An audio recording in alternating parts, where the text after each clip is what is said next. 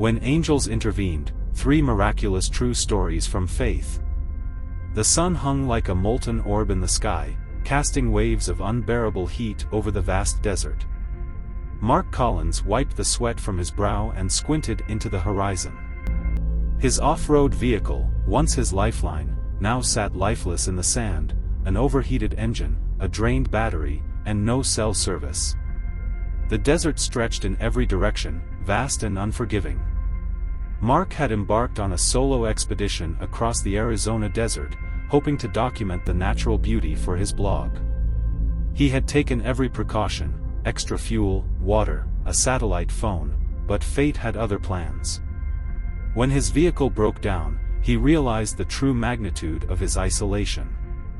Hours passed.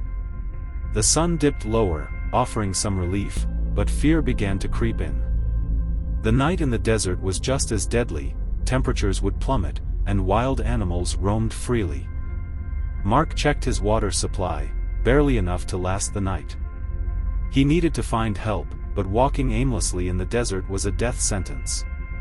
As twilight settled, he sat against his vehicle, whispering a desperate prayer. He wasn't a deeply religious man, but in that moment, he felt the need to reach out. God, if you're there. I could really use some help right now. Just then, a breeze swept through the desert, a strange, cool gust that carried a whispering sound, almost like a voice. Mark shivered despite the heat. He turned his head and gasped. A figure stood at a distance. A man, cloaked in white, with a calm and serene expression, was walking toward him.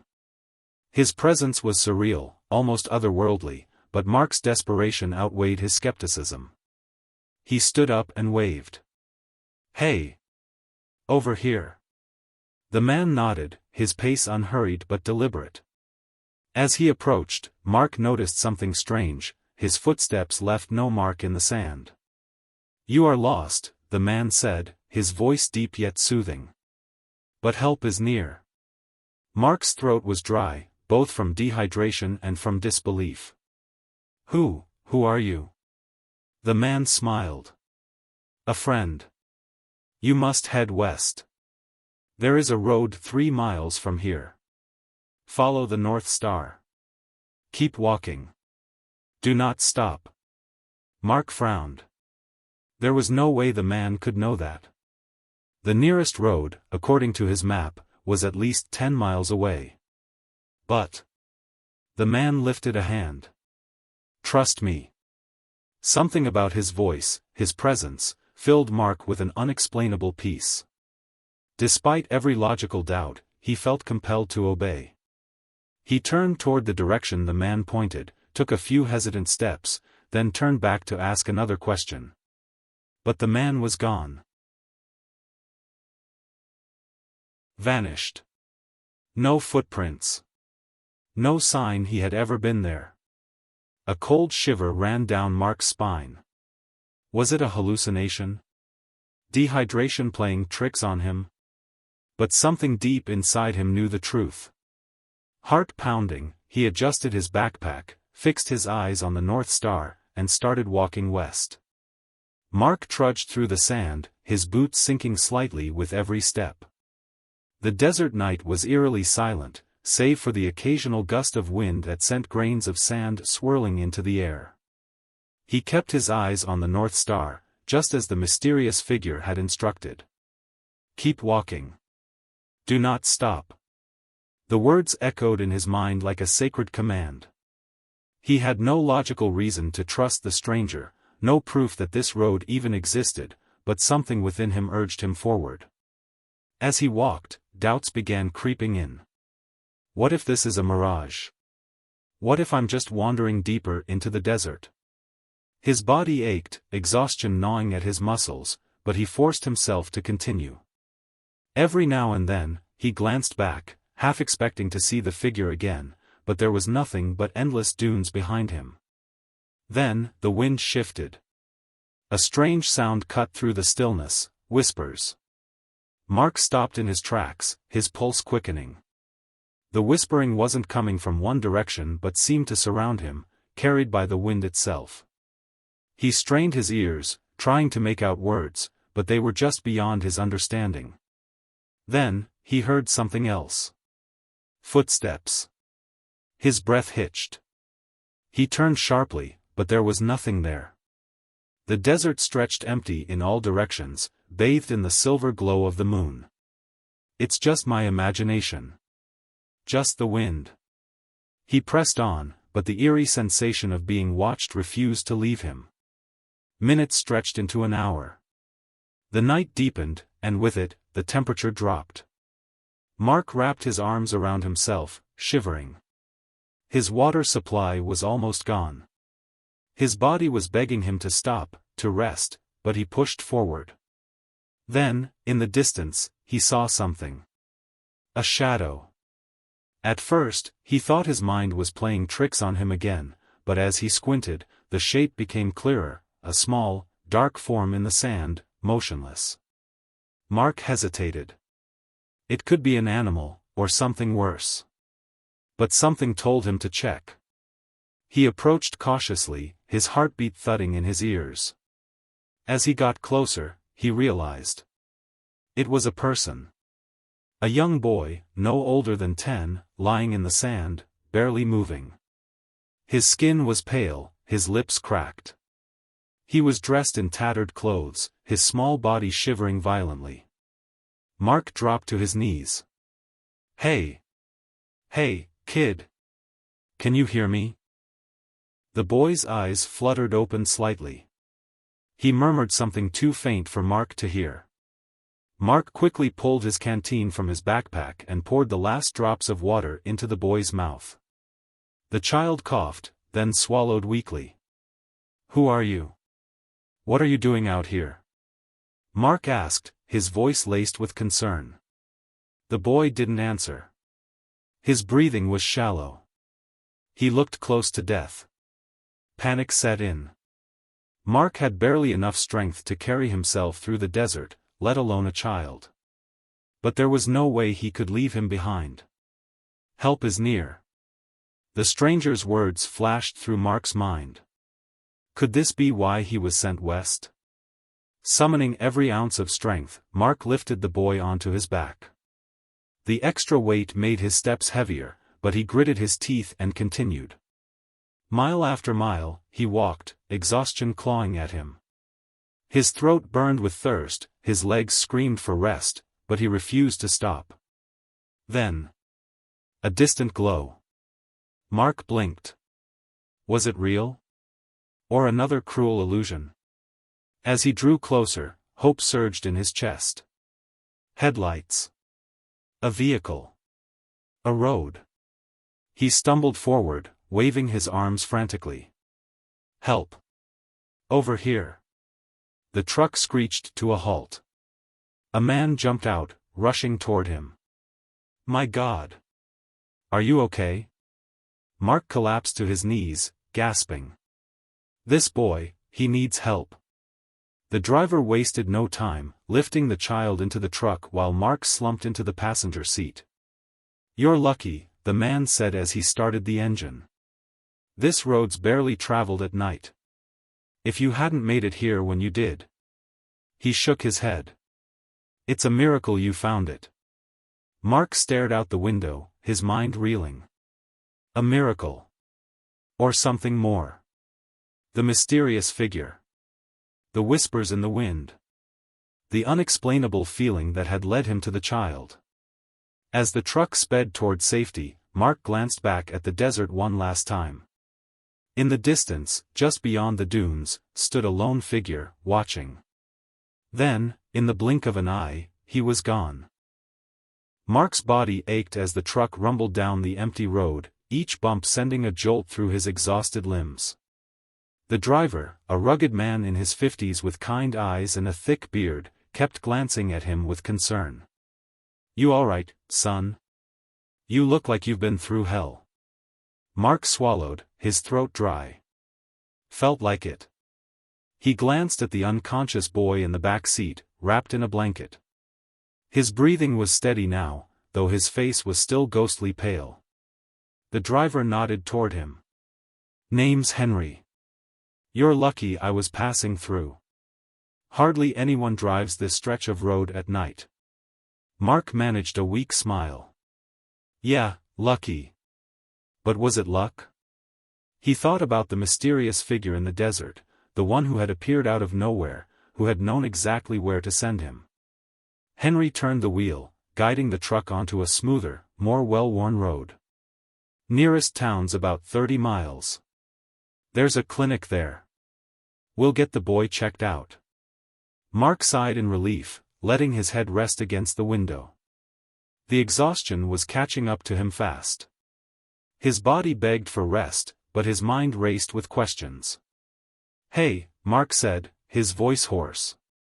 You ever see anything strange out here? Henry raised an eyebrow. Strange? Yeah. Like, people appearing out of nowhere. Or hearing voices on the wind. Henry was silent for a moment. Then, he let out a dry chuckle. You're not the first person to ask me that. Mark's head snapped up. What do you mean?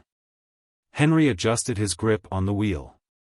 Years ago, I used to be a park ranger, patrolling these parts. People got lost all the time. But every now and then, someone would come back with a story, about a stranger guiding them to safety, a voice telling them where to go. Folks out here call it the guardian of the desert. Mark's skin prickled. Henry glanced at him. That what you saw? Mark hesitated. If he said it out loud, would it sound crazy? I don't know, he admitted. But something led me to that kid. If I hadn't found him, he would have died out there. Henry nodded. Maybe you weren't meant to walk that road alone. The words hung in the air. The miles passed in silence, the glow of the truck's headlights cutting through the darkness. The boy stirred slightly, his small hand twitching under the blanket. Then. A sound. Faint, barely audible. Like a whisper. Mark stiffened. He turned to Henry. Did you hear that? Henry frowned. Hear what? Mark held his breath. It had been so soft, almost like the rustling of the wind. But it had felt purposeful. Then, the boy in the back seat let out a small, weak whisper. Mark twisted in his seat. Kid? You awake? The boy's eyelids fluttered. His lips moved, his voice hoarse but clear. He sent you. Mark's heart stopped. What? The boy struggled to keep his eyes open. He swallowed, his voice barely above a breath. The man, in white. Mark's blood ran cold. Henry glanced between them, his brow furrowed. You know what he's talking about? Mark didn't answer. His mind was spinning. The boy had seen him. Before he could ask more, the truck hit a bump, jolting them all. Henry cursed under his breath. Road's getting rough. Hang on. As they drove, Mark kept looking back at the boy, questions swirling in his mind. How had he seen the same figure? Who was he? Or, more chillingly, what was he? After what felt like an eternity, lights appeared in the distance. A small town, nestled in the desert. Relief washed over Mark. As they pulled into the town, Henry drove straight to the small clinic. 2 nurses rushed out with a stretcher, lifting the frail boy from the truck. Mark stumbled out after them, his legs barely holding him up. One of the nurses turned to him. Are you his father? Mark shook his head. No. I just found him. She gave him a curious look but didn't press further. Well, you saved his life. Another few hours out there, and, she didn't finish the sentence. Mark ran a hand through his hair, exhaling sharply. He wasn't sure how to process any of this. Henry clapped a hand on his shoulder. Come on, son. You need some rest. Mark nodded absently, his mind still stuck on the last words the boy had spoken. He sent you. As he turned back toward the truck, his eyes caught something in the distance. A figure. Standing beneath a streetlight. Dressed in white. Watching. A shiver ran down Mark's spine. He blinked, and in that instant, the figure was gone. But deep down, Mark knew. He was never really alone. Mark sat in the small waiting area of the clinic, his body aching from exhaustion, but his mind was far from restful. The soft hum of fluorescent lights overhead did little to calm him. Henry had left to get them some food, leaving Mark alone with his thoughts. The boy was being treated inside, hooked up to N4 for dehydration and malnutrition. The doctors said he would survive. That should have given Mark relief, but instead, he felt an unsettling weight pressing down on him. "He sent you." The boy's words haunted him. Mark leaned forward, resting his head in his hands. Was it all just coincidence? A strange series of events that happened to align perfectly? Or was someone, guiding him? Then, the door to the clinic creaked open. Mark looked up. A woman entered, middle-aged, wrapped in a thin shawl, her dark eyes filled with urgency. She scanned the room until her gaze landed on Mark. She gasped. Mark stood up, confused. Can I help you?" The woman took a shaky step forward. You found my son." Mark's breath caught. "You're his mother?" Tears welled in her eyes as she nodded. "The police, they called me. They told me someone rescued him from the desert." Mark's chest tightened. "How did he end up out there?" She wiped her tears, her voice trembling. "We live in a town near the border. A week ago, my son was taken, by men who," her voice broke, and she shook her head. "I prayed every night for God to send someone, to bring him back." Mark's heart pounded. This wasn't just some lost kid. He had been taken, left to die in the desert. And somehow, against all odds, Mark had found him. The woman stepped closer, her voice barely above a whisper. "He told me something before I came here." Mark swallowed hard. "What did he say?" She took a deep breath. "He said an angel sent you." The room seemed to close in around him. Mark shook his head. "No. That's not. I mean, I'm not." The woman grabbed his hands, squeezing them tight. "No, you don't understand. He said a man in white came to him. Told him he would be saved. Told him to hold on. That someone was coming." Mark's throat went dry. It wasn't just him. The boy had seen him too. The mysterious figure. The man in white. A chill crawled down Mark's spine. "I don't know what he was," Mark admitted. "But I saw him too." The woman gasped. "Then you understand. You were chosen to save my son." Mark pulled his hands away, overwhelmed. "I'm just a guy who got lost in the desert." The woman smiled gently. "No one is ever truly lost." Mark staggered back, his mind spinning. He needed air. Mumbling an excuse, he stepped outside into the cool night. The stars overhead twinkled like distant lanterns, the desert stretching endlessly beyond the edge of the town. A gust of wind swept past him. And in the corner of his vision, a figure. Standing beneath a street lamp, at the very edge of the road. Mark's heart pounded. Slowly, he turned. The man in white. Still. Silent. Watching. Mark took a step forward, his breath shaky. "Who are you?" No answer. "Why did you help me?" The wind stirred. A whisper, gentle, almost soothing, floated through the air. "Some are called to walk in faith. Others are guided." Mark's breath caught. The voice wasn't loud, yet it resonated deep within his soul. The figure began to fade, like mist dissolving into the night. No. Wait. Mark rushed forward. But by the time he reached the street lamp, the man was gone. Only the whisper remained. You were never alone. Mark stood there, the weight of the moment pressing down on him. For the first time in his life, he truly believed. Somewhere out there, beyond what human eyes could see, angels walked among men. And sometimes, just sometimes, they intervened. Mark stood beneath the dim street lamp, staring into the vast emptiness of the desert beyond the small town. The whisper of the wind still echoed in his ears, carrying the final words of the mysterious figure. You were never alone.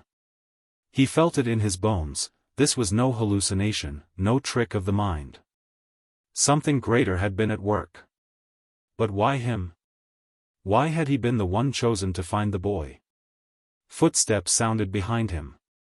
Mark turned to see Henry walking toward him, a plastic bag of food in one hand and a knowing expression on his face. You look like you've seen a ghost. Mark let out a breathless laugh. Maybe I have.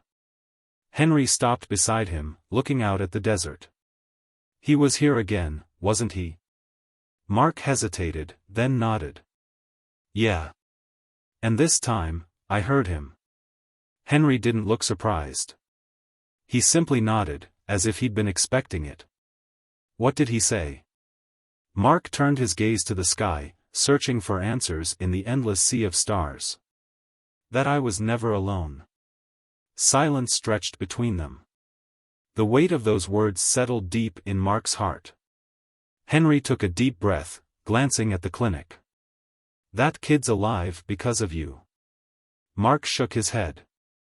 No. Because of him. Henry gave him a small smile. Maybe both. They stood there for a moment longer before Henry clapped a hand on Mark's shoulder. Come on. You need to eat. Mark followed him back inside, but something in him had changed. The air in the small clinic felt lighter now, as if an invisible force had lifted a burden he hadn't even realized he'd been carrying. Inside, the boy was sitting up in bed, sipping water. His mother sat beside him, her hands clasped in prayer. When she saw Mark, she smiled through her tears. You are a miracle, she whispered. Mark swallowed the lump in his throat. No, ma'am. I was just in the right place at the right time. The boy, still weak but awake, looked up at him. His dark eyes held something beyond his years, something wise. You're like him, the boy murmured. Mark blinked. Like who? The man in white. A chill ran down Mark's spine. I don't understand. The boy smiled faintly. You saved me. Mark struggled to find words. He had never seen himself as someone special. Just an ordinary guy who had gotten lost and stumbled upon a life he hadn't even known needed saving. But maybe, that was the point. Maybe no one was just ordinary. Maybe every person who listened to the quiet pull of faith, who followed the unseen hand guiding them, became part of something greater than themselves. And maybe, just maybe, some angels walked the earth in human form, never realizing the miracles they were creating. Mark squeezed the boy's hand gently. You're safe now. The boy nodded. Because of him. Mark smiled. Yeah. Because of him. And for the first time in his life, Mark truly understood. Faith wasn't just about believing in something greater. Sometimes, faith was about answering the call when that something greater believed in you.